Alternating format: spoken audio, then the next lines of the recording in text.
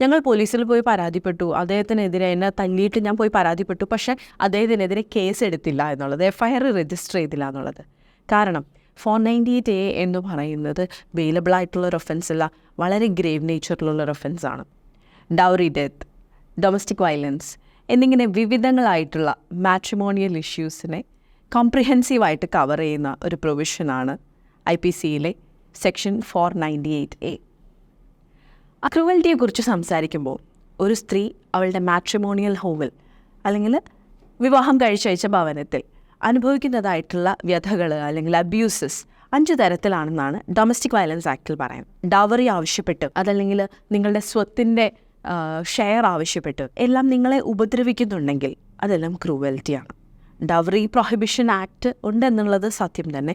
നമസ്കാരം, ഞാൻ advocate Maria Joy. ഇന്ന് നമ്മൾ ഡിസ്കസ് ചെയ്യാൻ പോകുന്നത് section 498A of IPC.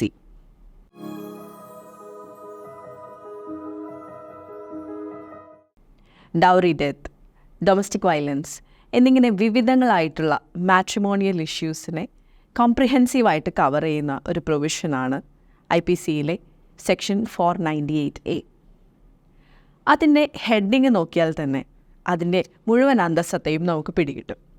Section 498A എന്നാൽ husband or the relative of the husband of a woman subjecting her to cruelty. ആ ഹെഡിങ് പറയുന്ന പോലെ തന്നെ ഇതിൽ 2 ഫാക്ടേഴ്സാണുള്ളത്.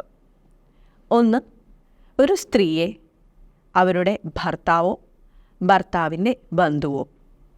2, ക്രൂവൽറ്റിക്ക് വിധേയമാക്കുന്നു. അപ്പോൾ നമുക്കിതിലെ ഫസ്റ്റ് ഫാക്ടർ തന്നെ നോക്കാം, ഭർത്താവോ അദ്ദേഹത്തിൻ്റെ ബന്ധുക്കളോ. അപ്പോൾ ഈ ഒരു വൈഡ് ആംബിറ്റിൽ ആരൊക്കെയാണ് സാധാരണഗതിയിൽ പെടുക? ഡൊമസ്റ്റിക് വയലൻസ് ആക്ടിൻ്റെ ഒരു വിശദീകരണത്തിലൂടെ തന്നെ നമുക്ക് നോക്കിപ്പോയാൽ, ഹസ്ബൻഡ് അദ്ദേഹത്തിൻ്റെ ഒപ്പം ആ വീട്ടിൽ താമസിക്കുന്നതായിട്ടുള്ള അദ്ദേഹത്തിൻ്റെ അച്ഛൻ, അമ്മ അല്ലെങ്കിൽ സഹോദരങ്ങളോ. സഹോദരങ്ങൾ എന്ന് പറയുമ്പോൾ സഹോദരിയും അതിൽ വരാം. മാരീഡ് ഓഫ് ആയിട്ടുള്ള നാത്തൂൻ എന്ന് നമ്മൾ മലയാളത്തിൽ സ്ഥിരമായിട്ട് വിളിക്കുന്ന നാത്തൂൻ പോരും ഇതിൻ്റെ ഉള്ളിൽ വരും എന്നുള്ളതാണ് അതിൻ്റെ ഒരു ആംബിറ്റ്. കൂടുതലും ആ ഒരു ക്ലോസർ ഫാമിലി സർക്കിളാണ് ഹസ്ബൻഡ് ഓർ ഹിസ് റിലേറ്റീവ് എന്നുള്ളതുകൊണ്ട് ഉദ്ദേശിക്കുന്നത്. അപ്പോൾ അതിൽ വിക്റ്റിമാകുന്നത് ഒരു സ്ത്രീ ആയിരിക്കണം എപ്പോഴും. അപ്പോൾ അത് ആ സെക്ഷൻ്റെ ഒരു പ്രിവിലേജാണ്. ഒരു സ്ത്രീയെ സംബന്ധിച്ച് അവരുടെ ഭർത്താവിൽ നിന്നോ ഭർത്താവിൻ്റെ ഏതെങ്കിലും ബന്ധുവിൽ നിന്നോ ക്രൂവൽറ്റി നേരിട്ടാൽ അവർക്ക് IPC അനുസരിച്ച് ലഭിക്കുന്ന സംരക്ഷണമാണ് ഈ നിയമം. അതിൻ്റെ സെക്കൻഡ് ഫാക്ടർ, ഏറ്റവും പ്രധാനപ്പെട്ട ഭാഗം, ക്രൂവൽറ്റി. എന്താണ് ഈ ക്രൂവൽറ്റി? ക്രൂവൽറ്റിയെക്കുറിച്ച് സംസാരിക്കുമ്പോൾ ഒരു സ്ത്രീ അവളുടെ മാട്രിമോണിയൽ ഹോമിൽ അല്ലെങ്കിൽ വിവാഹം കഴിച്ചയച്ച ഭവനത്തിൽ അനുഭവിക്കുന്നതായിട്ടുള്ള വ്യഥകൾ അല്ലെങ്കിൽ അബ്യൂസസ് 5 തരത്തിലാണെന്നാണ് ഡൊമസ്റ്റിക് വയലൻസ് ആക്ടിൽ പറയുന്നത്.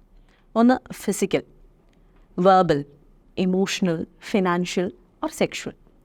ഈ 5 തരത്തിലുള്ള അബ്യൂസസിനെയും ഡൊമസ്റ്റിക് വയലൻസ് ആക്ട് എന്നുള്ള നിയമം വഴി ഓൾറെഡി അഡ്രസ്സ് ചെയ്യുന്നുണ്ട്. അപ്പോൾ നിങ്ങൾ അനുഭവിക്കുന്നതായിട്ടുള്ള വ്യഥകൾക്ക്, അബ്യൂസസിന് എല്ലാം ഡൊമസ്റ്റിക് വയലൻസ് ആക്ട്, അതായത് protection of women from domestic violence എന്നുള്ള നിയമം വഴി നിങ്ങൾ പരിരക്ഷിക്കപ്പെടുന്നുണ്ട്. പക്ഷേ എന്നാൽ നേരത്തെ പറഞ്ഞതുപോലെ നിങ്ങളെ കുറച്ചുകൂടി ഗ്രേവർ ആയിട്ടുള്ള രീതിയിൽ ഇഞ്ചുറി ചെയ്യുകയോ സൂയിസൈഡ് ചെയ്യാൻ പ്രേരിപ്പിക്കുകയോ ചെയ്യുന്ന തരത്തിലേക്ക് ഉപദ്രവങ്ങൾ പോകുമ്പോൾ മാത്രമാണ് IPC അനുസരിച്ചുള്ള ഒരു ക്രൈം രജിസ്റ്റർ ചെയ്യുന്നത്.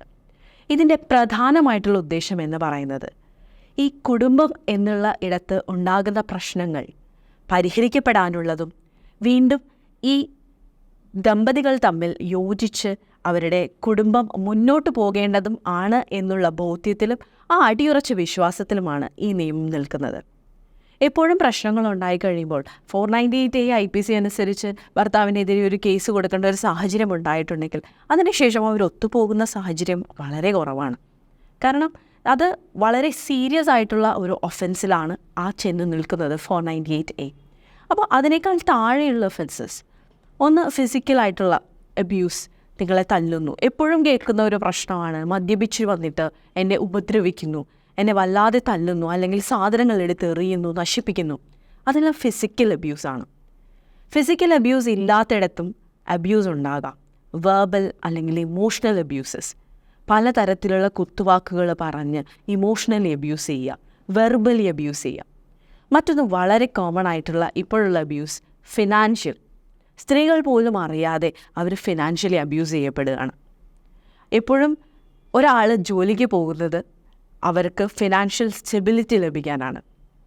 പക്ഷേ സ്ത്രീകൾ പലപ്പോഴും ജോലിക്ക് പോകുന്നത് ഫിനാൻഷ്യലി അവർ ലയബിലിറ്റീസ് വരുത്തി വയ്ക്കാനാണ്.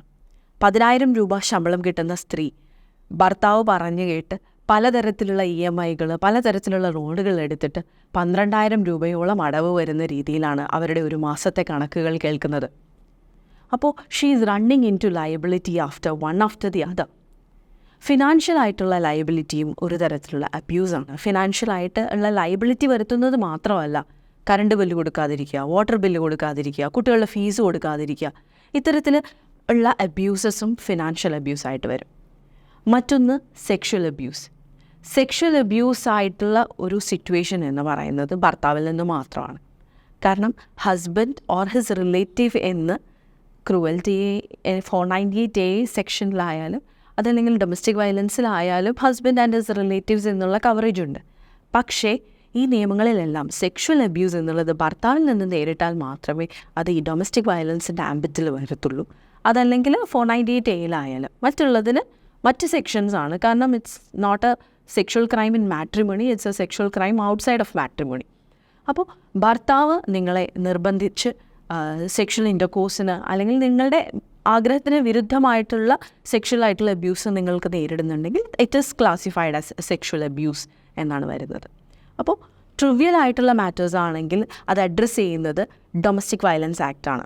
അത് അഡ്രസ്സ് ചെയ്യാനായിട്ട് നമുക്ക് വിവിധങ്ങളായിട്ടുള്ള സ്ട്രാറ്റജീസ് ഉണ്ട്. അതല്ലെങ്കിൽ വിവിധങ്ങളായിട്ടുള്ള പരിഹാര മാർഗങ്ങൾ അതിന് നിയമം വഴി നിർദ്ദേശിക്കപ്പെട്ടിട്ടുണ്ട്. നിങ്ങൾ പോലീസ് സ്റ്റേഷനിൽ പരാതിപ്പെട്ടാലും പലപ്പോഴും സ്ത്രീകൾ പറയുന്ന ഒരു ഇഷ്യൂ ആണ്, ഞങ്ങൾ പോലീസിൽ പോയി പരാതിപ്പെട്ടു, അദ്ദേഹത്തിനെതിരെ എന്നെ തല്ലിയിട്ട് ഞാൻ പോയി പരാതിപ്പെട്ടു, പക്ഷേ അദ്ദേഹത്തിനെതിരെ കേസ് എടുത്തില്ല എന്നുള്ളത്, FIR രജിസ്റ്റർ ചെയ്തില്ല എന്നുള്ളത്. കാരണം 498A എന്ന് പറയുന്നത് വെയിലബിൾ ആയിട്ടുള്ളൊരു ഒഫൻസ് അല്ല, വളരെ ഗ്രേവ് നേച്ചറിലുള്ളൊരു ഒഫൻസാണ്. അപ്പോൾ ആ ഗ്രേവ് നേച്ചറിലുള്ള ഒഫൻസിൽ ആയിരിക്കില്ല നിങ്ങൾ പറഞ്ഞ പരാതിപ്പെടുന്നത്. അപ്പോൾ അങ്ങനെയുള്ളപ്പോൾ നിങ്ങൾക്ക് പരിഹാരമില്ലേ? ആ പരിഹാരമാണ് ഡൊമസ്റ്റിക് വയലൻസ് ആക്ട് എന്ന് പറയുന്നത്. നമ്മുടെ കേരളത്തിലുടനീളം എല്ലാ ജില്ലകളിലും വനിതാ ശിശു വികസന വകുപ്പിൻ്റെ കീഴിൽ സർവീസ് പ്രൊവൈഡിങ് സെൻറ്ററുകളുണ്ട്. അവർ നിങ്ങൾക്ക് ഫ്രീ ആയിട്ടുള്ള കൗൺസിലിങ്ങും അതുപോലെ നിങ്ങൾക്ക് ഇത്തരത്തിലുള്ള പ്രശ്നങ്ങൾ നേരിടുന്നതിനുള്ള നിയമസഹായങ്ങളും തരും. അപ്പോൾ അത്തരത്തിലുള്ള സ്ട്രാറ്റജീസ് അല്ലെങ്കിൽ അത്തരത്തിലുള്ള സ്റ്റെപ്സ് വഴിയാണ് ട്രിവിയൽ ആയിട്ടുള്ള മാറ്റേഴ്സ് അല്ലെങ്കിൽ ക്രൂവൽറ്റി എന്ന് 498Aയിൽ പ്രതിപാദിക്കത്തക്ക രീതിയിലുള്ള ക്രൈം അല്ല എന്നുണ്ടെങ്കിൽ അതിനെ ഡീൽ ചെയ്യുന്നത് കൂടുതൽ ഡൊമസ്റ്റിക് വയലൻസ് ആക്ട് വഴിയാണ്.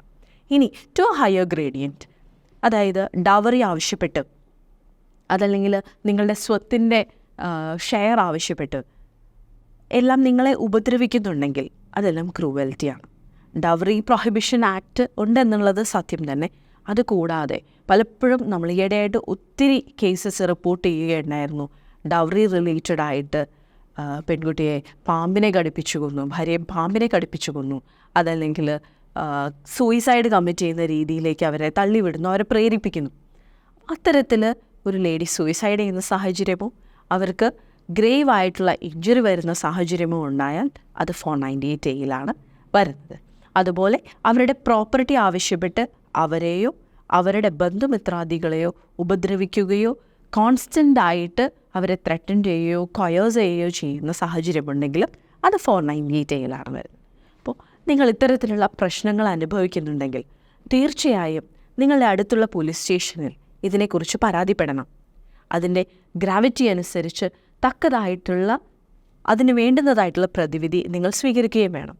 കാരണം മാരേജ് എന്ന് പറയുന്നത് 2 പേര് ഒന്നിച്ചു നിൽക്കുകയും അവരുടെ വ്യക്തിത്വങ്ങൾ ബഹുമാനിക്കപ്പെടുകയും ചെയ്യേണ്ട ഒരിടമാണ്.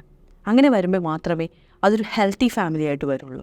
ഒരിക്കലും നിങ്ങളുടെ ശരീരത്തിനോ മനസ്സിനോ നേരിടുന്നതായിട്ടുള്ള മുറിവുകൾ നിങ്ങളുടെ വിവാഹത്തെ പ്രതി നിങ്ങൾ കടിച്ചമർത്തുകയോ സഹിക്കേണ്ടതോ ആയിട്ടുള്ള ആവശ്യമില്ല. എപ്പോഴും നിയമം നിങ്ങളെ സഹായിക്കാനുണ്ട് എന്നുള്ളത് ഓർമ്മിക്കുക. സെക്ഷൻ 498Aയെക്കുറിച്ച് സംസാരിക്കുമ്പോൾ അവിടെ തീരുന്നില്ല കാര്യങ്ങൾ. അത് ഡിവോഴ്സിന് കാരണമാകുമോ അല്ലെങ്കിൽ ഡിവോഴ്സിന് ഒരു പ്രോപ്പർ ഗ്രൗണ്ടാണോ എന്നുള്ള ക്വസ്റ്റ്യനും പലപ്പോഴും വരാറുണ്ട്. തീർച്ചയായിട്ടും സെക്ഷൻ 498A അനുസരിച്ച് ശിക്ഷിക്കത്തക്ക രീതിയിലുള്ള ഒരു ഒഫൻസ് നിങ്ങൾക്കെതിരെ നിങ്ങളുടെ മാട്രിമോണിയിൽ നിങ്ങളുടെ വിവാഹ ജീവിതത്തിൽ നടന്നിട്ടുണ്ടെങ്കിൽ തീർച്ചയായിട്ടും നിങ്ങൾക്ക് വിവാഹമോചനത്തിന് വേണ്ടിയിട്ട്, ഡിവോഴ്സിന് വേണ്ടിയിട്ട് കോടതിയെ സമീപിക്കാൻ അതൊരു വാലിഡ് സ്ട്രോങ് ഗ്രൗണ്ടാണ്. Cruelty is a ground for divorce. അപ്പോൾ അത് ഒരു തരം.